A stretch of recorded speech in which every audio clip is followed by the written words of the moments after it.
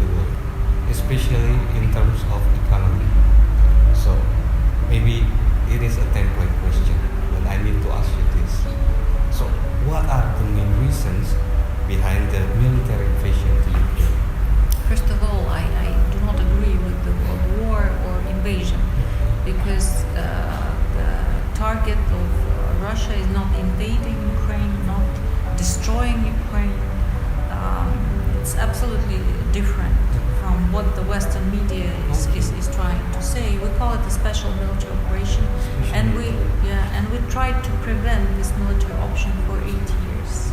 We've been doing our best and using all the diplomatic and peaceful means in order to solve this situation.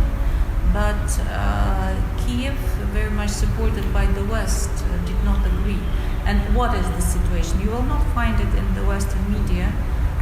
From 2014, Kiev has launched a civil war against its own people, ethnically Russian living in Ukraine. It's Lugansk, Donetsk, and Crimea actually. But Crimea went back to Russia, and we protected Crimea. But Lugansk and Donetsk they proclaimed independence, and Kiev started to attack them for 8 years.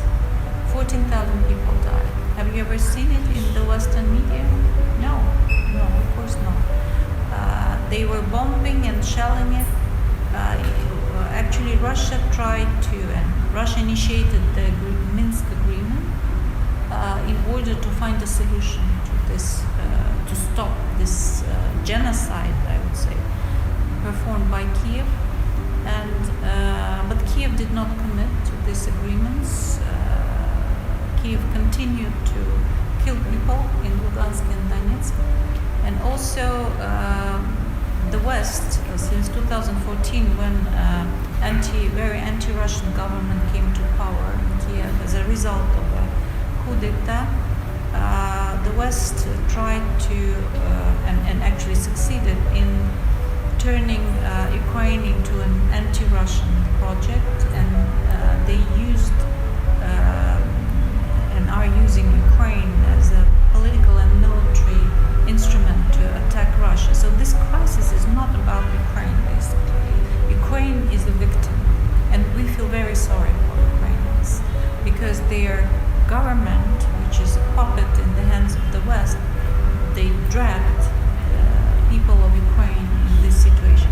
So the targets of our military operation has been very clearly identified by the president, is to protect the people of Lugansk and Donetsk, to stop this war, the civil war that was going on, and to demilitarize and to denazify Ukraine. Why demilitarize? Because we feel threatened by Ukraine. The West was sending more and more arms to Ukraine. They've built biolaboratories there, which were not controlled by Ukrainians, which were controlled by Americans. And we have documents and evidence that they were developing biological weapons there. Just guess who these weapons would have been directed against. Of course, Russia. And also Zelensky, the president of Ukraine, kept saying that Ukraine will become member of NATO. And for us it was unacceptable, because if NATO brings its military infrastructure to the border between Russia and Ukraine, it means that 2 minutes and a missile will reach Moscow. We felt threatened. We cannot just ignore this threat.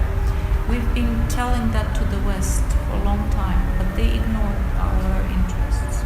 So that's why the hard decision to have this military operation was taken by our president.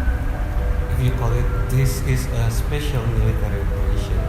It has been more than 100 days right now.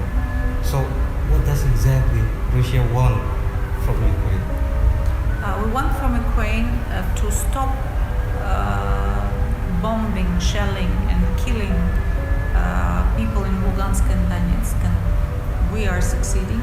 But until now, for instance, they are bombing Donetsk, the capital of Donetsk Republic, every day. And there is no military sense in bombing the city where there is no military people. Actually, they're just killing civilians. So that we need to stop that, and we don't want to feel threatened. We want Ukraine to be at least neutral or friendly.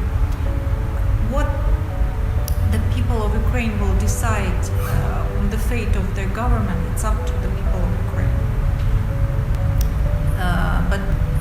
But I'm really sure that the people of Ukraine will not be happy to have a government that dragged them into this tragedy, of course. There are many sanctions imposed by Western countries.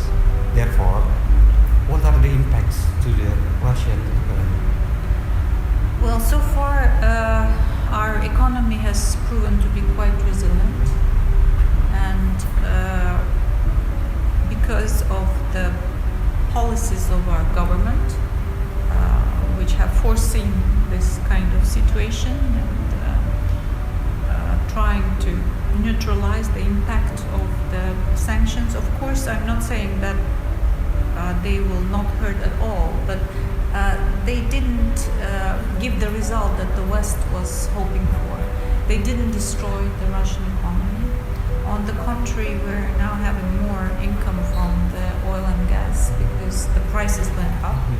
And what I also want to highlight that it's not this operation as such that is hurting the global economy. It's the sanctions that are hurting the global economy, because what the West is doing, they're just dismantling the whole system of trade and all the logistics chain that existed.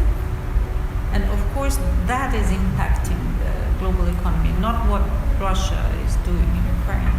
So and now the West is trying to put the blame on Russia. And also, this crisis has started. The economic part of it has started before the Ukrainian crisis started. The prices on food and energy was growing even before we started our special operation in Ukraine. So now the West is trying to hide its own mistakes in their energy policies under this coverage of blaming Russia for everything, which is not true. So, as the ambassador for Indonesia, what are the implications of the war between Russia and Ukraine to Indonesia? Well, if you mean our bilateral relations, I'm very happy to say that we are having good relations with Indonesia, and we appreciate the very balanced, reasonable position of Indonesia in terms of bilateral relations and also as a president of G20. And of course, we support the position of Indonesia that G20 is a forum to discuss global economic and financial issues and not political crisis.